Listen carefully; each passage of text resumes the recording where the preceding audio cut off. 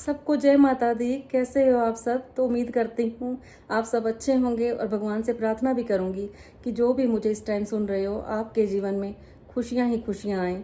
तो आज का हमारा टॉपिक है कि अगर आप घर बनाते हो या किराए पे जाते हो आप, तो कईयों की ज़िंदगी में खुशियाँ नहीं आती बल्कि गम का तूफान क्यों आ जाता है। तो आपने कोई भी पॉइंट मिस नहीं करना, वीडियो शुरू से लेके आपने एंड तक देखनी है। और अगर आपको अच्छी लगती है तो इसे आगे शेयर भी कर देना है आपने, क्योंकि आधी दुनिया परेशान है कि हमने घर शिफ्ट किया था और हमारे घर में किसी की डेथ हो गई, बीमार रहने लगते हैं लोग, घर में लड़ाई झगड़े रहने लग जाते हैं, चला चलाया काम ठप हो जाता है। तो आखिर इसका कारण क्या है? तो अगर आपने नया घर लिया है, आप चाहे रेंट पे हो चाहे आपका अपना घर है, तो आपको किन किन बातों का ध्यान रखना चाहिए। सबसे पहला पॉइंट ये है कि आपके घर के ऊपर मंदिर की छाया नहीं पड़नी चाहिए। आपका घर कभी भी मंदिर, गुरुद्वारे और गिरजाघर, मस्जिद इनके नज़दीक नहीं होना चाहिए, शमशान के नज़दीक नहीं होना चाहिए। इनसे आपने दूरी पे अपना घर लेना है। अब आप लोग बोलोगे कि मंदिर तो सबसे पवित्र जगह है, तो हमें मंदिर के पास घर क्यों नहीं बनाना चाहिए? कई लोगों ने तो अपना घर मंदिर के अंदर ही बना रखा होता है। तो याद रखना, जिस घर के अंदर मंदिर होता है, जहाँ पे लोग चढ़ावे चढ़ाने आते हैं, या जिनके घर के ऊपर मंदिर की छाया पड़ती है, उनके घर में लोग बीमार रहते हैं, उनके चले चलाए काम बंद हो जाते हैं और आपस में लड़ाई झगड़े रहने लग जाते हैं। जहाँ पर काम बंद हो जाए, पैसों की दिक्कत बनी रहे, वहाँ पे लड़ाई झगड़े तो अपने आप ही रहेंगे। और कारण इसका क्या है? क्योंकि मंदिर के अंदर दर्शन करने के लिए दुनिया आती है, और वो दुनिया आती किस लिए है? सिर्फ भगवान से मांगने के लिए, अपने दुखड़े उनके आगे रोने के लिए। कोई भी भगवान के आगे इस वजह से नहीं जाता कि हम भगवान के दर्शन करके आते हैं, नहीं। क्योंकि अगर इनको पता चल जाए कि भगवान के यहाँ से हमारी मुरादें पूरी नहीं होती, तो लोग भगवान को भी नहीं पूछेंगे। आज का इंसान इतना मतलबी है। तो मंदिर में जब भी लोग जाते हैं, अपना जो चढ़ावा होता है वो चढ़ाने के लिए, कई लोग उतारा करने के लिए जाते हैं। और कई लोग क्या कहते हैं कि हमारे दोस्त के यहाँ पे इतना हो गया तो हमें भी इतना दो, हमारी रिश्तेदारी में सब तरक्की कर रहे हैं, हम तरक्की क्यों नहीं कर रहे? भगवान से शिकायतें करने जाते हैं, वहाँ पे दिन रात मांगने जाते हैं। तो जितनी उनकी नेगेटिव एनर्जी होती है वो सारी उन घरों में पड़ती है जिनके ऊपर मंदिर की छाया पड़ती है। लोग अपनी तो वहाँ पे नेगेटिविटी छोड़ आते हैं, और जो मंदिर के अंदर लोग रहते हैं उनके ऊपर चली जाती है, जिन लोगों ने मंदिर में घर बनाया होता है।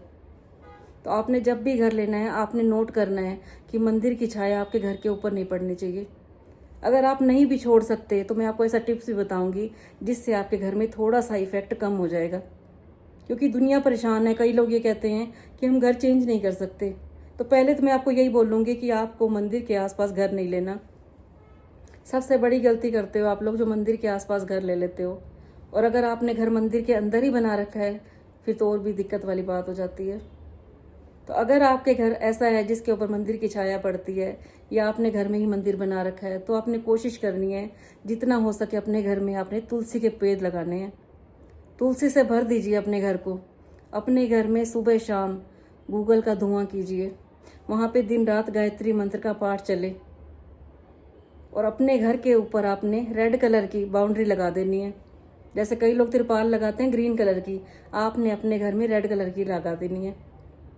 इससे कुछ हद तक आपके घर में साइड इफेक्ट होने से बच जाएगा। फिर आपने नोट करना है कि आपके घर के बाहर कोई बिजली का खंभा ना हो। कई लोग क्या करते हैं, घर के आगे उनके खंभा लगा होता है जिसके ऊपर से हाई वोल्टेज की तार जा रही होती हैं। इससे भी घर की खुशियों में बाधा आती है, बच्चे बीमार रहने लग जाते हैं।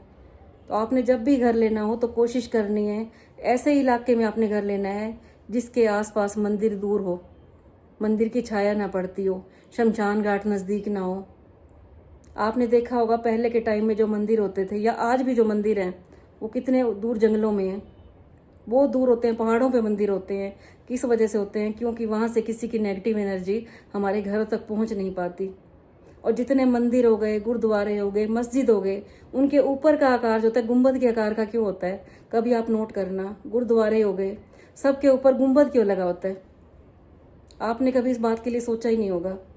इसका कारण ये होता है कि जितने लोग वहाँ पे अपनी नेगेटिव एनर्जी छोड़ के आते हैं, वो सारी उस गुंबद के थ्रू ऊपर चली जाती है। अगर ये गुंबद नहीं बने होंगे तो सारी ये अंदर ही अंदर रह जाएगी, और जो भी लोग जाएंगे एक दूसरे के अंदर ही ट्रांसफ़र होती जाएगी।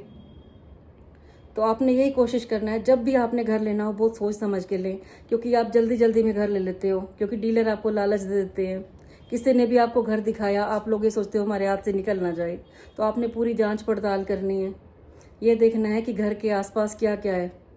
कभी भी आपने जल्दी नहीं करनी। पहले हम हर काम के लिए जल्दी करते हैं और फिर हमें बाद में पछताना पड़ता है। घर में बीमारियां आ जाती हैं, कोर्ट केस में पैसा चला जाता है, घर में नेगेटिव एनर्जी हो जाती है। कई घरों के बाहर कूड़े का ढेर होता है। कई घरों में हम देखते हैं कि घर के आगे ही कूड़े का ढेर होगा।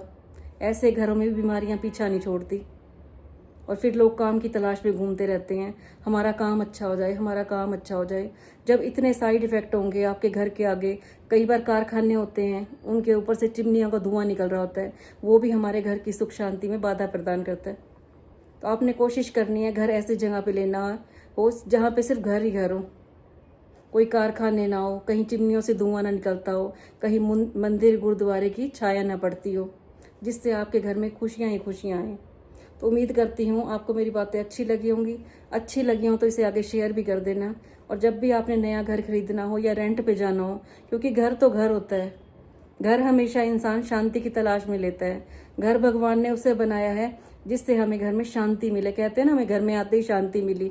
और कई लोग क्या करते हैं, घर में आते ही ऐसे हो जाते हैं, लड़ाई झगड़े रहने लग जाते हैं, उनके चले चलाए काम ठप हो जाते हैं। फिर वो जाते हैं एस्ट्रोलॉजर के पास या पंडितों के पास जाते हैं, वो उन्हें इतना खर्चा बताते हैं कि इतने इतने पैसे लगेंगे, पूजा करवाओ। तो सब कुछ हल आपके पास ही है, आपने कहीं जाना नहीं है।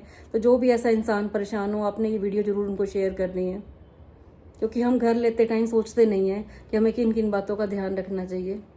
तो कल फिर मैं आऊँगी आपके पास ऐसे ही यूज़फुल वीडियो लेके। तब तक के लिए सबको जय माता दी।